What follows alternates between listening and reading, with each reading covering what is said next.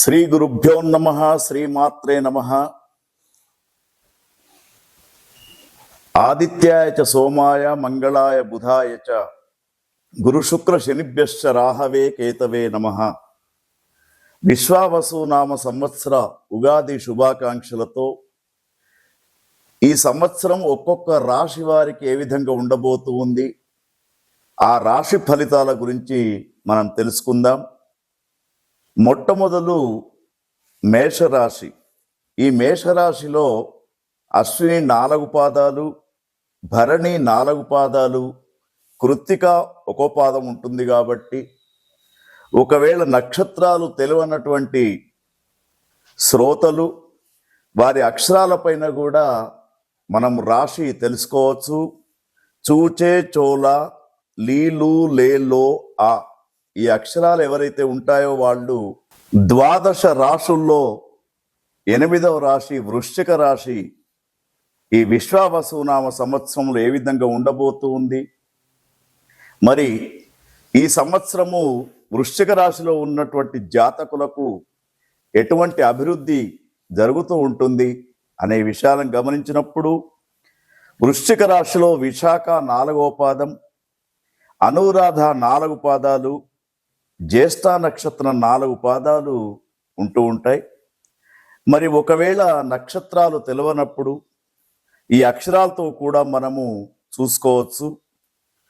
తో, నా, నీ, ను, నే, నో, యా, ఈ, యు ఈ అక్షరాలతో ఉన్నటువంటి పేర్లు కూడా వృశ్చిక రాశికి కలుస్తూ ఉంటాయి. కాబట్టి వృశ్చిక రాశి జాతకులకు విశ్వావసునామ సంవత్సరంలో ఆదాయం 2, ఖర్చు 14 రూపాయలు. ఇది కొంత కఠినంగానే కనిపిస్తూ ఉంది. కానీ శుభకార్యాలకు, దైవ కార్యాలకు, ఇంట్లో పెళ్లి సంబంధమైనటువంటి కార్యక్రమాలకు, గృహాలు కొనడానికి, తర్వాత వ్యాపార పెట్టుబడులు అనేవి జరుగుతూ ఉంటాయి. కాబట్టి ఇవి మీకు లాభాన్ని ఇస్తూ ఉంటాయి. కాబట్టి ఆదాయం తక్కువ, వ్యయం ఎక్కువ అని చెప్పేసి ఎవరు కూడా చింతించకూడదు.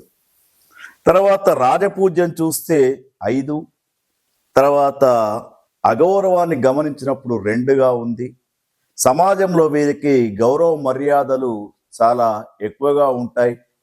ముఖ్యంగా రాజకీయంలో ఉన్నటువంటి రాజకీయ నాయకులకు ఈ విశ్వావసునామ సంవత్సరం భారతదేశ కీర్తి ప్రతిష్టలు పెంపొందించడానికి ఎవరైతే రాజకీయ నాయకులు ఉన్నారో వాళ్లకు చాలా అనుకూలమైనటువంటి వాతావరణంగా చెప్పబడుతూ ఉంది. అందుకే ఆదాయం 2, 14 ఖర్చు ఉన్నా కూడా ప్రజా సంబంధమైనటువంటి పనుల కోసం మీరు ఉపయోగిస్తూ ఉంటారు. తర్వాత సమాజంలో మంచి గుర్తింపు మీకు కనబడుతూ ఉన్నది.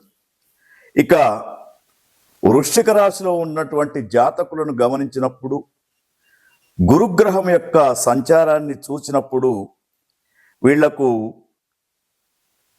మే 13 నుండి అక్టోబర్ 19 వరకు, తర్వాత డిసెంబర్ 4 నుండి మిగతా కొంత సమయం వరకు వీరికి గురుగ్రహ సంచారం 7వ స్థానంలో, 9వ స్థానంలో ఉంటూ ఉంటుంది. కాబట్టి వీరు ఎక్కడికి వెళ్ళినా కూడా విజయ అవకాశాలతోటే ముందుకు వెళ్తూ ఉంటారు. ముఖ్యంగా రాజకీయ రంగంలో ఉన్నటువంటి వారికి, తర్వాత సినీ రంగంలో ఉన్నటువంటి వారికి, కళాకారులకు, జ్యోతిష్య శాస్త్ర పండితులకు, తర్వాత వేదశాస్త్రాన్ని చదువుకున్నటువంటి వారికి మంచి గుర్తింపు అనేది వృశ్చిక రాశి జాతకులకు ఈ సంవత్సరము కనబడుతూ ఉంది. తర్వాత శని భగవానుడు మాత్రం కొంత అననుకూలంగా ఉన్నాడు. 4వ స్థానంలో, 5వ స్థానంలో శని యొక్క సంచారం విశ్వావసునామ సంవత్సరంలో వృశ్చిక రాశి వారికి జరుగుతూ ఉంది. కాబట్టి కొంత ఆరోగ్య సంబంధమైనటువంటి ఇక్కట్లు ఏర్పడుతూ ఉంటాయి. ముఖ్యంగా నరాలు, తర్వాత అజీర్ణ సంబంధమైనటువంటి వ్యాధులు వీరికి వచ్చే అవకాశాలు ఉంటూ ఉంటాయి. కాబట్టి కొంత జాగ్రత్తగా ఉండాలి. తర్వాత రాహుగ్రహాన్ని గమనించినప్పుడు కూడా 5వ స్థానము 4వ స్థానంలో రాహుగ్రహం అనుకూలంగా లేడు. కేతుగ్రహం మాత్రం 10, 11 స్థానాలలో కొంత అనుకూలంగా ఉన్నాడు. కాబట్టి మరి మొత్తానికి వృశ్చిక రాశి జాతకులకు విశ్వావసునామ సంవత్సర ఫలితాలను గమనించినప్పుడు మే మాసము, అక్టోబరు, నవంబరు, డిసెంబర్ ఈ 4 మాసాలలో గురుగ్రహం అనుకూలంగా ఉంది. కాబట్టి విద్యార్థులకు, రైతన్నలకు, వ్యాపారస్తులకు, కళాకారులకు, రాజకీయ నాయకులకు, యువతీ యువకులకు అందరికీ కూడా అనువైనటువంటి సమయంగా చెప్పుకోవచ్చు. అయితే శనిగ్రహం బాగా లేదు కాబట్టి సైబర్ నేరగాళ్లతో కొంత మోసాలు ఏర్పడే అవకాశం, డబ్బు కాచేసే అవకాశం సైబర్ నేరగాళ్లతో కనబడుతుంది. కాబట్టి కొంత జాగ్రత్తగా ఉండాలి. తర్వాత ఈ సంవత్సరము శని అనుకూలంగా లేడు కాబట్టి ఆరోగ్య విషయాల్లో కూడా జాగ్రత్త తీసుకోవాలి. వాహన అగ్ని ప్రమాదాలు, తర్వాత ముఖ్యంగా స్త్రీలకు గర్భ సంబంధమైనటువంటి వ్యాధులు, ఉద్యోగులకు ముఖ్యంగా స్థాన చలనాలు, అంటే ఒక దిక్కు నుంచి ఒక దిక్కు వెళ్ళే అవకాశం ఉంటుంది. తర్వాత తొందరపడి ఉద్యోగస్తులు ఉన్నదాన్ని వదులుకోవడం, కొత్త దాని కోసం ఆశపడడం మాత్రం చేయకండి. తర్వాత రాహుగ్రహం వలన, ముఖ్యంగా రాహు యొక్క అననుకూలత వలన స్త్రీల వల్ల కొన్ని సమస్యలు, కలహాలు ఏర్పడుతూ ఉంటాయి. వీరికి అకాల భోజనాలు, అస్థిర బుద్ధి కలుగుతూ ఉంటుంది. అంటే ఈ పని చెయ్యాలా చేయవద్దా అని చెప్పేసి ఒకసారి చేద్దామనుకుంటూ ఉంటారు, మరొకసారి మారిపోతూ ఉంటారు. దాన్ని అస్థిరమైనటువంటి బుద్ధి అంటూ ఉంటారు. కాబట్టి తర్వాత ఈ రాశిలో ఉన్నటువంటి జాతకులకు కేతు గ్రహం అనుకూలంగా ఉంది. కాబట్టి ఎవరైతే వ్యవసాయ రంగంలో ఉన్నారో, పశు పోషణలో ఎవరైతే ఉన్నారో వారికి పంటల వలన, పశువుల వలన కొంత లాభం అనేది కనబడుతూ ఉంది. ఈ వృశ్చిక రాశి జాతకులలో మనకున్నటువంటి నక్షత్రాలను గమనించినప్పుడు విశాఖ నక్షత్ర జాతకులకు ముఖ్యంగా 8 మాసాలు కఠినంగా ఉంటుంది.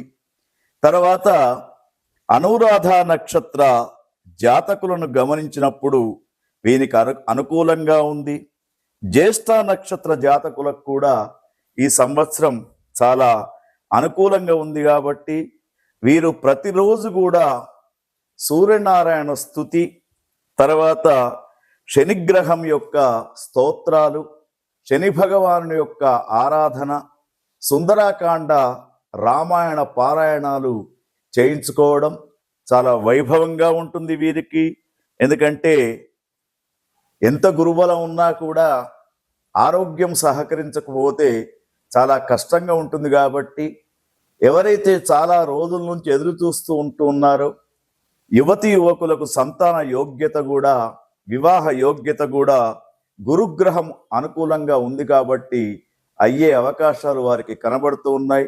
మరి ఇంకా వీరు అనుగ్రహం పొందడానికి సర్వమంగళ మాంగళ్యే శివే సర్వార్థ సాధకే శరణ్యే త్ర్యంబకే గౌరీ నారాయణి నమోస్తుతే అని చెప్పేసి ఆ గౌరీమాతను ప్రతి శుక్రవారం నాడు అష్టోత్తర నామావళితో ఆరాధన చేస్తే వీళ్లకు అనుకూలంగా ఉంటుంది. ఓం తత్సత్.